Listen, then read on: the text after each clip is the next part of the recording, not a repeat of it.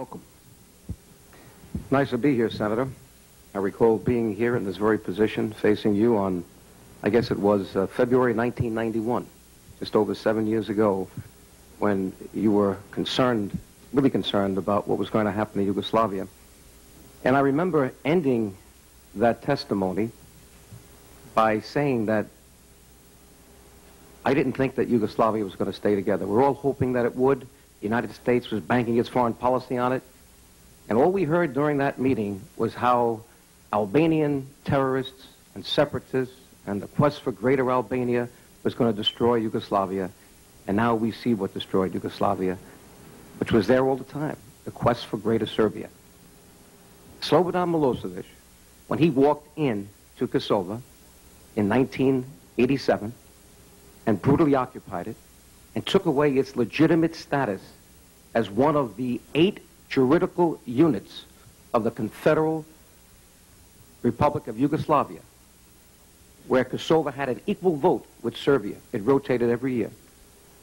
Created, in less than a few years, not only apartheid, but a Warsaw Ghetto that still exists in the heart of Europe today. I wouldn't be concerned, Senator, about greater Albania. I'd be concerned that we've already legitimized ethnic cleansing by creating a phony republic called Srpska. It never existed. It's there. Why? Because Slobodan Milosevic wanted it. The person who in the news last Sunday is targeted by his former friend, Karadzic, in a book saying he's about to now go to Hague and he's going to turn state's evidence, and he's pointing the finger at his friend Slobodan Milosevic as the architect of some of the most brutal, unbelievable atrocities since the Nazi era. We don't have to worry about greater Albania. We have to worry about what I was worried about back in February of 1991. And at that time, I can only wave in front of you a Serbian version of this. I'm now going to give you the English translation. This is what Slobodan Milosevic has been weaned on. Here it is, The Expulsion of the Albanians, a paper presented by his mentor, a professor, former minister of the Yugoslav government, Vasil Tribilovic, in Belgrade, March 7th, 1937. If you want to see what happened in Bosnia, what's happening in Kosovo today, read word for word, line by line, exactly what's going on, their MO, their modus operandi. Shelling villages, burning them down, getting rid of Albanians at all costs, because this is territory they want. He will not abandon this. And as we keep waffling in this body and in the State Department, he will just go and take more and more and more and more. He bluffed his way right through Bosnia, and he got Srpska. He's bluffing his way right now. He knows that there's no real resolve with this Christmas warning. Mr. Chairman, thank you for this hearing. Sorry to start before you walked in. But he sees and senses the waffling already. He sees strong words on the part of Madeleine Albright. Then Madeleine Albright is muffled by Sandy Berger.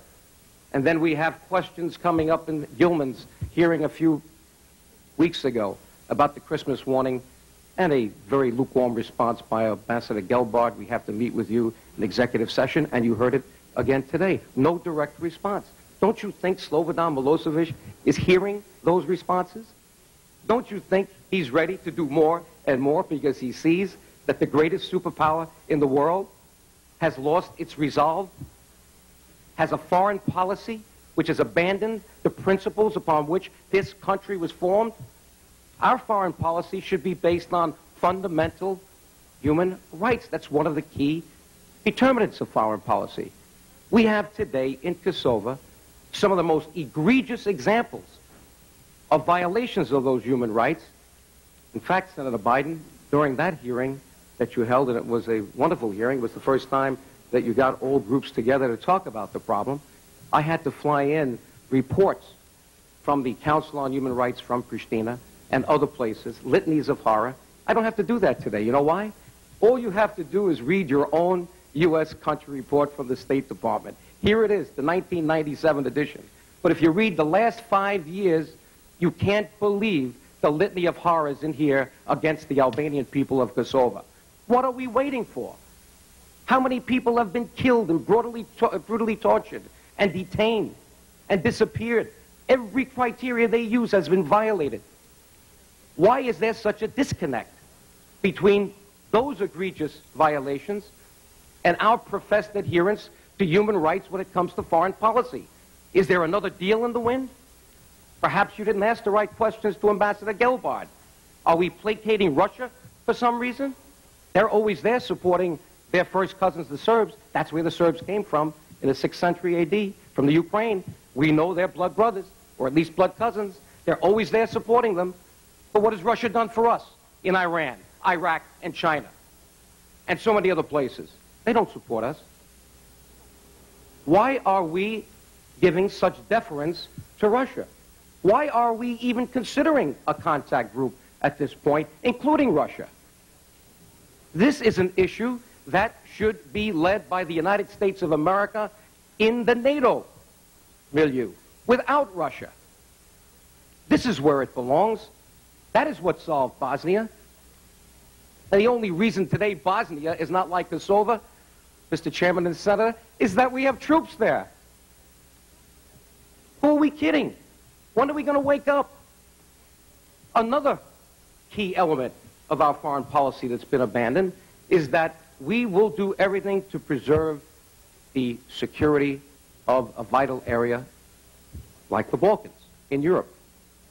And if you look at international law and how it defines where you have a state of belligerency, you look at what the neighboring countries are saying about what's going on there. Every one of them is using language which is at the edge. Recently, the foreign minister of Greece said Kosovo is like a hand grenade. If it goes any further, it's going to explode. A Turkish spokesman of the foreign policy said something similar. I have it right here someplace. Stated that the Kosovo crisis, if unchecked, could destabilize the Balkan region and therefore European security. NATO condemned the excessive use of force by the Yugoslav army in Kosovo and said that the North Atlantic Council is profoundly concerned about the deterioration of the situation there and was considering, quote, possible further means to maintaining stability in view of the risk of escalating the conflict in the region. On April 27th, a spokesman from the United States State Department said that if the contact group members did not agree to a new sanctions package, the United States would act unilaterally. The United States reiterated the UN and the contact group's call for the immediate withdrawal of the special police units, which are nothing more than the Yugoslav army, from Kosovo, and the need for unconditional dialogue. And yet, when the contact group met in Rome on April 29th, the United States capitulated to a weak proposal for more sanctions under pressure, especially from Russia, which, as I said before, has gone out of its way not to support us in dealing with Iran, Iraq, China, and many other areas. It is obvious that the sanctions are not really an issue to Belgrade, which has already survived 6 years of very tough economic sanctions. In the meantime, how many Kosovar Albanians have to be killed? We talk about negotiations. We talk about so many things. No conditions. But when do we get to the point where we say, hey, thousands of Albanians are being killed? Are these negotiations working? Should we now learn from the experience we had in Bosnia that Slobodan Milosevic only understands one thing, and that's the use of force or the threat thereof? In conclusion, the 2 million ethnic Albanians of Kosovo, who comprise more than 90% of the population there, have no human, economic, or political rights of any kind. Slobodan Milosevic has illegally and brutally occupied Kosovo now for almost 10 years. I'm not going to go through the history of Kosovo, but I have a 3-page addendum to my testimony, and by the way, I'd like to offer the entire testimony for the record. I'm giving an abbreviated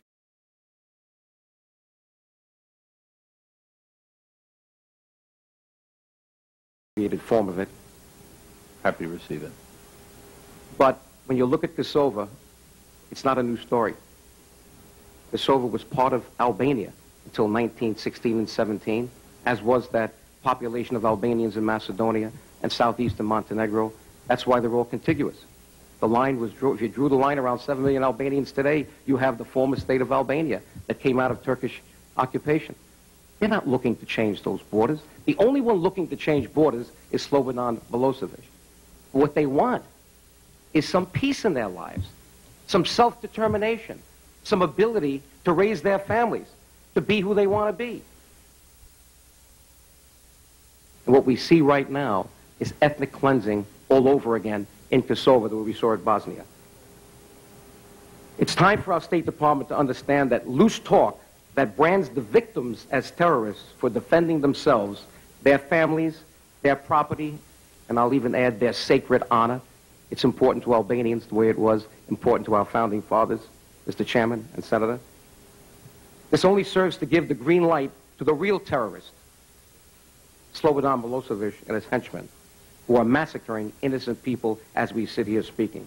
It is time for the United States to stand up for its own principles and demand compliance with international human rights conventions before more Albanians are needlessly slaughtered and a new Balkan war is triggered, this time involving neighboring Albania, Greece, Macedonia, Bulgaria, and Turkey. It is time for Congress to stand up and voice its outrage at a foreign policy in the Balkans that has obviously failed to preserve peace and security in this vital region of the world. It is time for the United States to back up its tough words with concrete actions, such as declaring a no-fly zone in Kosova, as we did in Bosnia. What is wrong with that? They're using these heavily armed helicopters right now to level villages. 2, ringing Serbia's border with NATO troops and moving an aircraft carrier off the coast of Montenegro. These actions would not only reaffirm our resolve to stop the escalation of the conflict in Kosova, but I believe would lead to a lasting peace for the Albanian people and all ethnic groups in the Balkans. I would like to also give to the record, Mr. Chairman, a book that I prepared a few years ago called The Agony of Kosova. It's a good reference book. It has 3 pages of index material because it shows what this body has done since 1987, this body in the House. And it shows that what we're talking about here today is nothing new. It's just escalating. And our foreign policy is nothing new. We're still waffling. What we did in Bosnia, for some reason, we're reluctant to do in Kosova. And when we talk about the Albanian people as fundamentalists and terrorists, let's not forget what my good friend Ben Gilman did a couple of years ago at the Holocaust Museum in memorializing the Albanian people, the state of Albania, as the only nation in Europe that didn't give one Jew to the Nazis. That's now part of the Yad Vashem in Israel and our museum here. And this book was written by an American Jew to memorialize that fact. And I want to leave you the letter that Ben Gilman sent to members of this body in the House to say that.